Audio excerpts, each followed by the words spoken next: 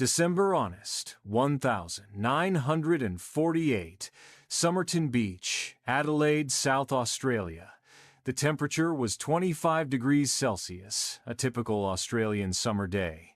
Families were enjoying time at the beach when John Lyons made a discovery that would launch one of Australia's most enduring mysteries. Around 6 o'clock in the evening, Lyons was walking along the shoreline with his daughter when they saw a man lying on his back in the sand, his head resting against the seawall. From a distance, he looked like he might be sleeping. But as John approached, something felt wrong. The man was too still, too quiet. When he called out, there was no response. The man was dead, his eyes open, staring at the evening sky. Constable John Moss arrived at 7:30 p.m. and found a well-dressed man, approximately 40 to 45 years old, about 5 feet 11 inches tall, with a muscular build and dark receding hair. He appeared to be in excellent physical condition, with no obvious signs of violence, no blood, wounds, or indication of struggle. The man wore a brown knitted pullover over a white shirt, a brown and red patterned tie, gray and brown trousers, socks, and well-polished shoes. His clothes were of good quality, suggesting he wasn't homeless or destitute. But here's where things started getting strange. Every single manufacturer's label had been carefully removed from his clothing, not forgotten or lost, but deliberately cut out with scissors or a sharp knife. Someone had taken great care to remove any identifying marks from the shirt, pullover, trousers, and even the tie. Detective Sergeant Lionel Lean took charge and searched the man's pockets, finding very few items. A pack of juicy fruit chewing gum with one piece missing, an aluminum comb, Army Club cigarettes with 7 remaining, a railway ticket from Adelaide to Henley Beach, a quarter-eaten pasty, and Bryant May matches. Crucially missing were any forms of identification, no wallet, money, keys, or personal papers. The railway ticket was puzzling since Somerton Beach was in the opposite direction from Henley Beach. Several witnesses came forward reporting they'd seen the man alive earlier that evening, around 7 p.m., sitting in the same position where his body was found. Gordon Strapps saw him raise his right arm as if checking his watch, then let it fall back down. Another couple noticed his legs were extended in an unusual position and reported a strange smell in the area. The following morning, Dr. John Burton Cleland performed the autopsy at Royal Adelaide Hospital. This healthy, well-nourished man had hands showing no signs of manual labor, suggesting office work. His fingernails were clean and well-maintained. His teeth in relatively good condition despite some dental work. The internal examination revealed the first major clues about his death. The man's spleen was enlarged to 3 times its normal size. His liver was enlarged and congested with blood, and his stomach contained partially digested pasty along with what appeared to be blood. The condition of the internal organs suggested poisoning, but Cleland couldn't identify any specific poison with 1940s technology. The man had several unusual physical characteristics that would become crucial to the investigation. His calf muscles were unusually developed, suggesting he was accustomed to walking long distances or possibly dancing. His feet showed no signs of regular heavy walking despite the developed calves. Most significantly, his upper canine teeth were of a type found in only 2% of the population, and his ear had a distinctive shape that was also uncommon. Chemical analysis took weeks and revealed no common poisons, no arsenic, strychnine, or cyanide. However, it did detect an unknown substance that couldn't be identified with available technology. The enlarged organs were consistent with poisoning by cardiac glycoside, found in plants like digitalis, which can cause heart failure, and were difficult to detect in the 1940s. Cleland concluded the man died from acute cardiac failure, possibly induced by an unknown poison, but privately believed this was murder by untraceable poison.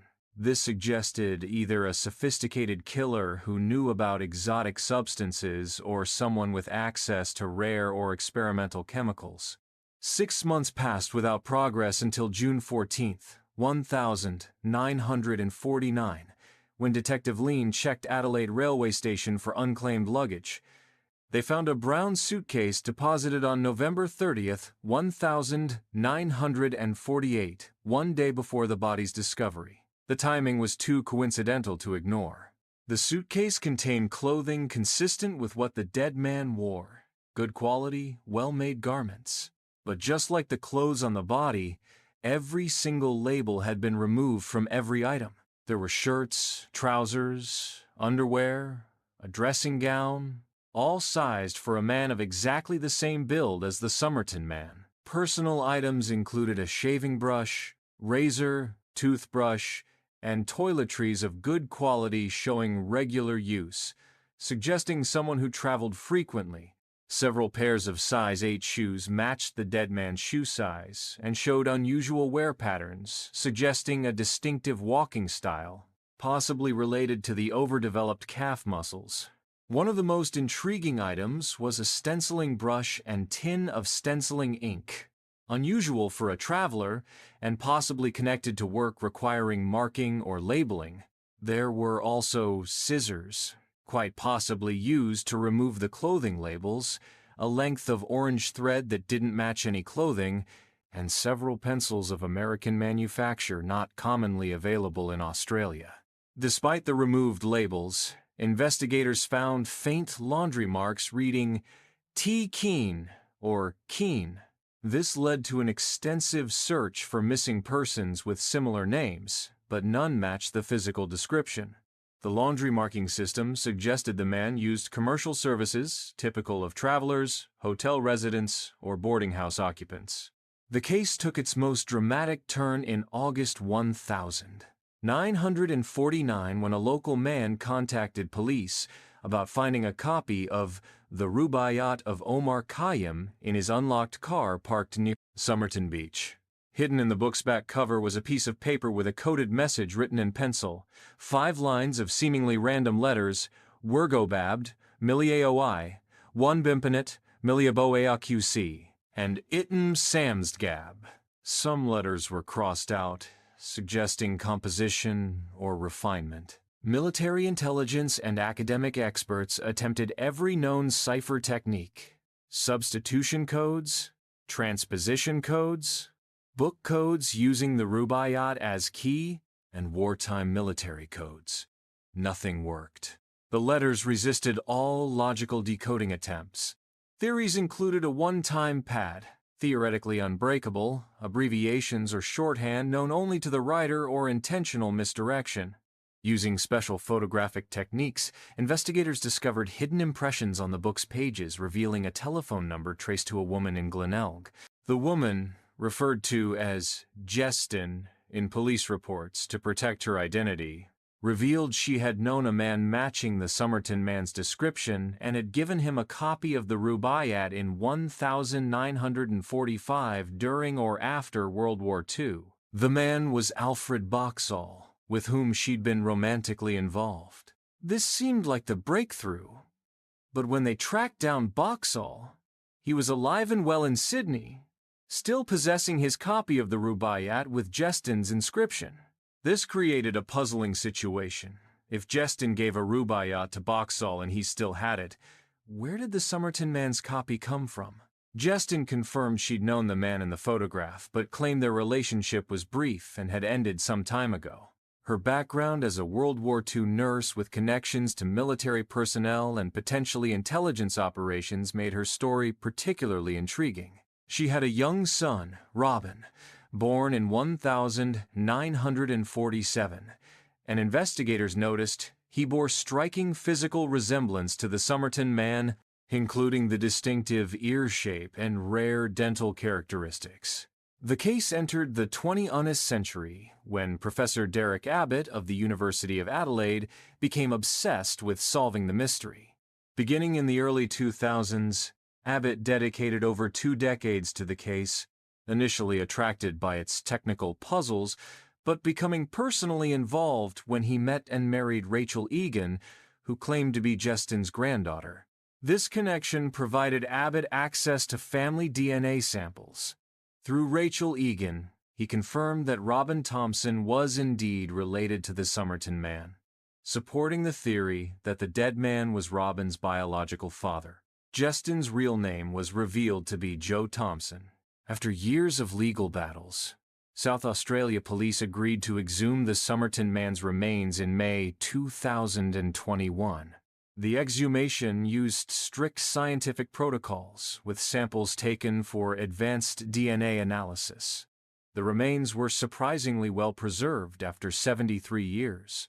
Using modern DNA extraction techniques and genealogical databases, researchers built a genetic profile and matched DNA samples to living relatives through public genealogy websites. In July 2022, Abbott announced he had identified the Somerton Man as Carl Charles Webb, an electrical engineer from Melbourne born in 1905, who had worked for various companies and lived a transient lifestyle. However, this identification remains controversial. South Australia police have not officially confirmed Abbott's findings, stating their investigation is ongoing and they cannot verify the identification without additional evidence. Critics question some genealogical connections and interpretations, arguing more work is needed for definitive proof. If the dead man was Carl Webb, it suggests the mysterious circumstances might have been less exotic than theories of international espionage, though it still doesn't explain the systematic removal of identifying marks, the secret code, or the unusual death circumstances. The stenciling brush takes on new significance for an electrical engineer, as such tools were common in technical drawings. The unbroken code remains tantalizing. Some suggest it might relate to electrical formulas or technical specifications meaningful to an engineer. Joe Thompson's connection to Webb is confirmed, but doesn't explain what brought him to Adelaide or why he died mysteriously. The autopsy findings suggesting poisoning have never been satisfactorily explained. Modern forensic analysis faces challenges due to specimen age and 1940s preservation methods. While DNA extraction succeeded, toxicological analysis of 70-year-old samples makes determining exact cause of death unlikely. The Somerton Man case represents how modern technology can potentially solve historical mysteries while demonstrating its limitations. DNA analysis may have provided a name, but fundamental questions about why he died, who killed him, and what the code means remain as puzzling as in 1948. It continues fascinating researchers and the public as one of Australia's longest-running unsolved mysteries, spanning from early forensic science through modern genetic genealogy.